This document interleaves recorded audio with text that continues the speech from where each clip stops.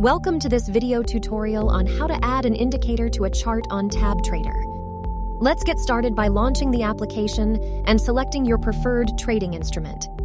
On the instrument page, click the indicator icon in the toolbar to access the indicator list. Then, tap the plus button in the lower right corner to open the indicator library.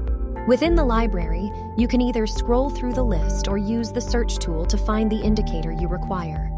A simple tap will integrate it onto your chart.